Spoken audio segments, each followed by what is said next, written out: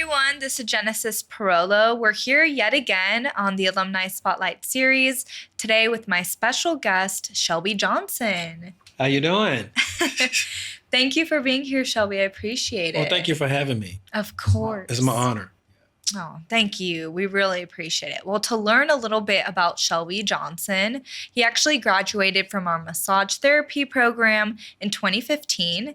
He is a fitness trainer, author, sports massage therapist, fashion model, and motivational speaker. In Look magazine, he was featured as one of DFW's most elite personal fitness trainers. In terms of fitness training, he focuses on conditioning and speed and agility, and he is the founder and CEO of Nexhale. He is an award-winning certified fitness trainer with over 15 years of experience. This past year, he gave a talk to our massage therapy alumni on entrepreneurship.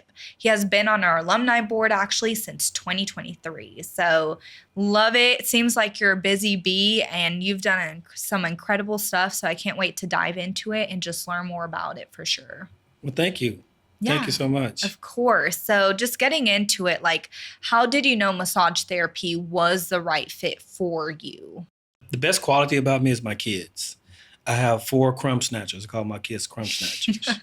And being a personal trainer for so long that my oldest son wanted to go to the NFL. And just being a personal trainer, I knew I wasn't going to get it. So I had to switch things up. And so I wanted to go be a chiropractor first. But I got into a car wreck. So I had to, go in a different route. So massage therapy, and it fit like a hand in glove because knowing all the functions of the muscles, now knowing the movements of the muscle made the training much easier for me to go into that field. And it made it exciting too because it stretched my thinking. Instead of just thinking on the table, it made me think off the table because there's more things off the table than there is on the table. I love that. I need to take that as saying that's a great one right there. Right? You always have to have that growth mindset and know that there's so much more than what you see to the eye. And you always have to go for those opportunities, which I know you're all about is seeing opportunity, you take it. Yes. Because I've learned that inside of us, what God put inside of us is a solution. Everything comes from a problem. But when he can trust you enough to let you know, hey, I trust you to solve this problem. But when you can't solve the problem, then you become the problem. Mm-hmm. That's how I look at it. So getting massage therapy helped, enhance my personal training because even though I'm looking the person in their eyes, I'm actually looking at their feet because you heard that saying, action speaks louder than words. So somebody might say they're doing this, but the action is showing something totally different. So putting those two together makes a whole lot of sense from where I'm at right now with my life. That's great. Love it. Well, talk us through your experience when you were in the massage therapy program. What was it like? And then what did you take away from it? It was challenging for me because I had to go to work in the mornings and I had to go to night school. And plus I had a family to feed. And so it was very difficult. But I tell young people now or anybody who's trying to focus on anything, stay focused on the goal. And when you stay focused on the goal, it makes no difference what comes your way. But just being with the professors really helped me out. Because if you get the right one that knows your personality, the sky's the limit. But if you don't get the one who don't know your personality, it can go a different direction. But I thank God so much for Parker putting me with the right therapist to teach me and hone in on my skills. And so, Dr. Drew, Johnny, Greg, all of them really enhanced my training, really enhanced it. So I give them the kudos.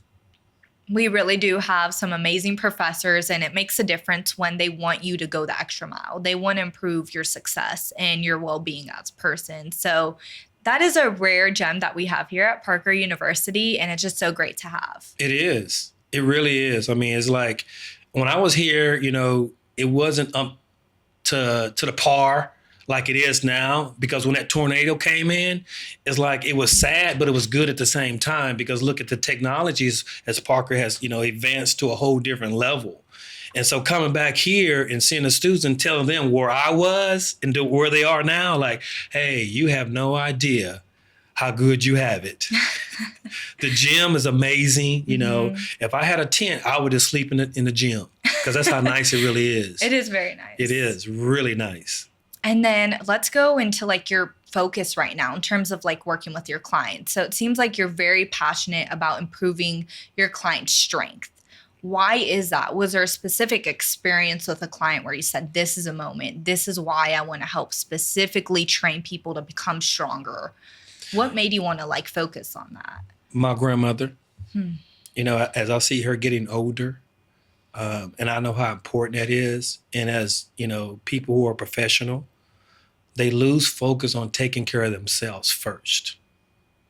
And watching her, you know, get older, and she had 2 strokes, and she spoke so much into my life. And so going back and working with her, especially my mom, really made me focus, okay, my number one priority is me first. You know, not just being a personal trainer or a massage therapist or doing all these other things that I do, but can I manage myself first? Because I've learned the word management means that when I become a certain man at a certain age, I get to manage this. And if I can manage this, it's going to be an influence on everybody else, not just to hear what I'm saying, but watch what I'm doing with my life. And so that becomes more believable because I take time out to work on me. And so once I take time out to work on me, it makes it an easy fit for me to work on anybody else. I love that. And I love how there's a personal story to it, to your why, your passion, helping others specifically through massage therapy. Oh, yeah. Therapy Yeah. is just not massage, it's the word therapy. Mm. You know, it does something to my psyche. You know, just knowing people who care. That's my number one thing. I just care. I want people to have the best quality in life. But I've learned it's up to them. It's not up to me. If we can work together, then we can have a great, great relationship in the area where we're trying to make them, you know, stronger in. And then tell us what's rewarding about your career. Oh my goodness gracious. Having people walk into the manifestation of, you know, what they saw inside of themselves. Like a young man that I trained when he went to college, he called me up and asked me, you know, could he do a college essay on my life? Those little things right there helped me go a little longer in life because you don't know what the other person's going through. He or she don't know what I'm going through in life, but when they come back and they give back, you know, that does so much to a person and also to me. And I'm very thankful for that. No, that's great. It's all about giving, right? It is. That's number one. You know, I've learned that you're supposed to be a sower. So I sow myself first. You sow yourself friendly. And when I sow myself friendly, it comes back. And I also learned that everybody's good, but everybody's not good for me. Mm-hmm. And you have to know that part, you know, in the season of your life, because there's a reason, there's a season, and there's a lifetime. And you don't want your season to be a lifetime, and you don't want your lifetime to be the season. So you have to pick and choose where you are with your life. And so I pick and choose where I'm at with my life, depending on how far I'm going to go, if that person's able to walk with me or not. That's incredible. Love it. Already so much value. So I hope you guys are really listening. There's so much to take away from this. Now let's dive into entrepreneurship. So during COVID-19, it was really difficult for a lot of business owners. How did you adapt to that time? What did you do to really persevere mentally, but also professionally? God is my navigator. He gives us a strategic plan. And when the gyms wouldn't open, I just took a gym and created it in my own garage. You know, because I had a son that was in high school, and he still wanted to train. And so I just thought outside the box. And so that's how I did it. And so majority of all my successes come from in my home. Your success is never outside of your home. Your success is in your home. So God put everything in reach for you. And so once I started to tap into that, then the sky was the limit. From me having the restaurants, from me having the shopping centers, for me having a science book, for me creating Nexhale, all those things was in my home. Everything was in my home. That's a blessing. Yes, it is. And then talk to us about Nexhale.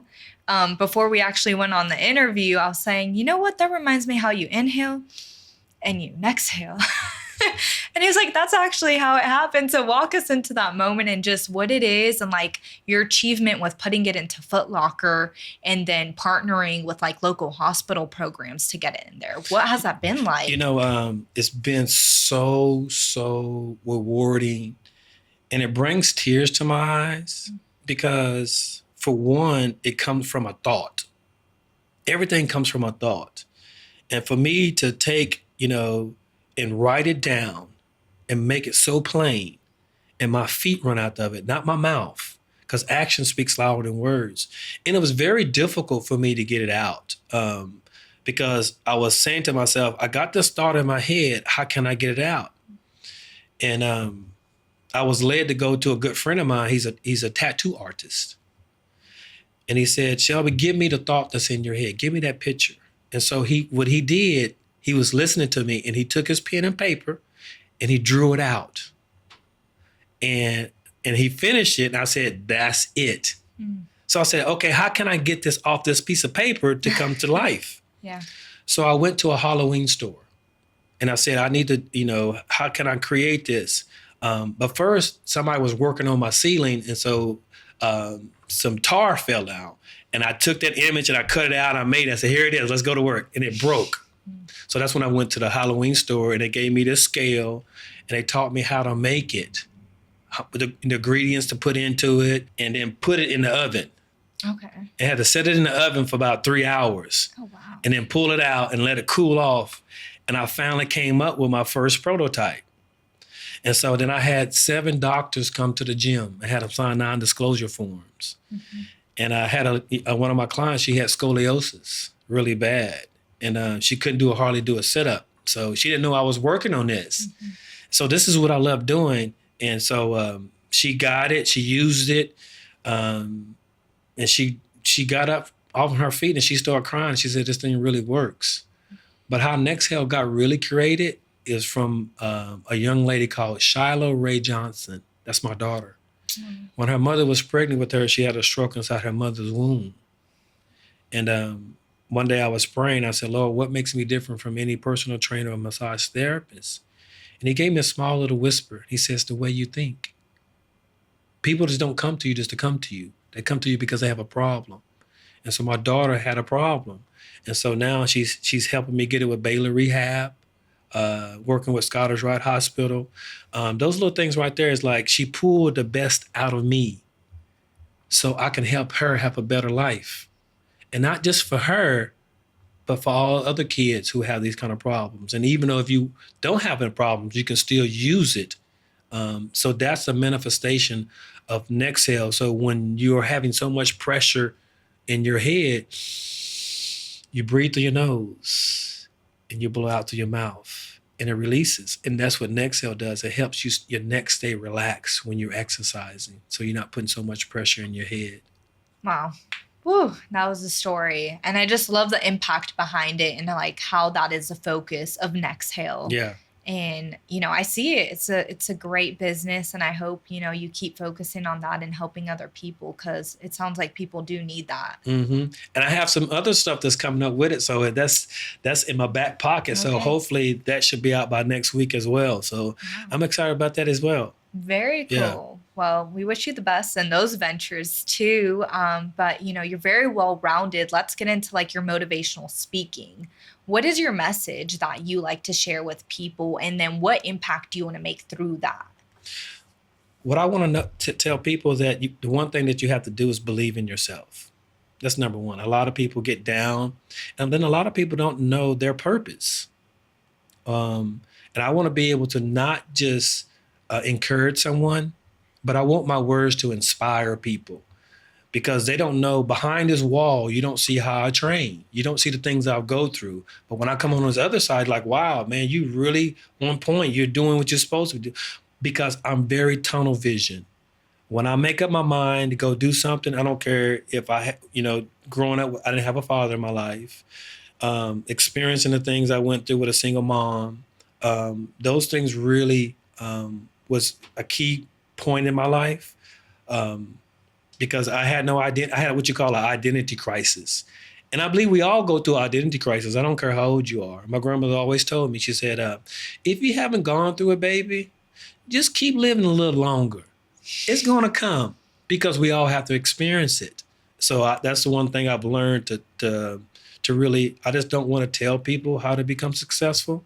I want to show them how to become successful because it's easy said and done. But when you go do it, to let them know, hey, this journey is not easy. It's not for the faint.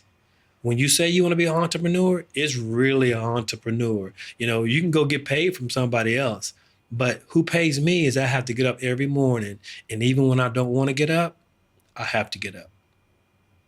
In holidays, I don't get paid for holidays. Sick days, I don't get paid for 6 days. But when it comes to the end of, what I'm trying to accomplish, that's when I get paid. Definitely a lot of perseverance for sure. And just holding yourself accountable, right? Because end of the day, as an entrepreneur, it sounds like you're your boss, right? So if you don't do your homework and what you're supposed to be doing to get to that, KPI you need to reach, that's on you. Yes. So it's really that self-motivation, which can be hard for some people, but you just got to keep going day by day. You got to, you hit the word self-motivation. Self. I have to do it to myself, even though it sounds good coming from somebody else. But if I don't believe it, it's useless. You can tell somebody you love them until you turn a different color. But if they don't believe that part, then there's nothing you can do for them. So that's one thing I learned from myself. We all procrastinators. Some just more than others. We all tell fibs. Some just more than others. So I have to tell myself, I got to give myself a time when I want this thing to be accomplished or not. If you don't do that and you leave it wide open, you leave so many distractions to come into your life to realize, hey, you can be a jack of many things, but a master of nothing. And I refuse to do that part. I love it. Hey, you have to stay strong on your motivation and personal perseverance to say, this is my way and I'm going to keep going. Yes. And boundaries is the key too. You got to have boundaries. If I'm doing well, why would I want somebody else to come out of my life who's sick? And you don't have to have a temperature to be sick. It's just your thoughts. So I'm very careful of my thoughts and when I speak my words. And also my mother always told me, you have to mean what you say and say what you mean. That's very important. Very important. And she said this to me. She said, at the end of the day, all you have is your word. I got to count on my own word, not on somebody else's. Because I don't know what's going on in somebody else's life, but I know what's going on in mine. So my word has to count for something, and it ain't just for me. It's to motivate or encourage or inspire somebody else to get to their dream and goals. That's good. Really good. So guys better be listening. I'm serious. Start taking notes if you haven't. And then in terms of entrepreneurship, what's the biggest thing you've taken from that had just helped you be more motivated in life and more confident? I tell people that whatever you're trying to accomplish, make sure you have a side hustle, a side job, because things are changing now and then one job is not going to get it. Because if you can go focus and don't have any income coming in to support that, you will go do something else. And that sets the tone for everything. For me to do all the other things that I'm doing, without those adventures that I'm doing, I wouldn't be able to go into my laboratory. I call it my laboratory, to go in there and really home in on my work. And so that's what I would tell someone, that if you're really trying to be an entrepreneur or trying to reach your potential, make sure that you just don't focus on the one thing. Make sure you focus on the main thing. And that's the key. That's great. Oh my goodness. This has been a great conversation. If you could just leave with our audience that one last message, what would that be for them today? Keep hope. Keep hope. Because without hope, you won't make it. That is the key, is just keep hope and never give up. When one door closes, another one opens. And I've learned that when that door closed, it was supposed to close. And don't try to go back to it. So just keep hope alive. That's all I can tell someone. Just keep your hope. That's the key. Wow, this has been so good. This has been a great, great conversation. We appreciate your time. Thank you so much for coming. I wouldn't miss it for nothing in the world. So yeah, thank you for having me again. Of course. And till the next time, thank you everybody that has tuned in to the Alumni Spotlight series with Mr. Shelby Johnson himself. Have a great one. Bye, everyone.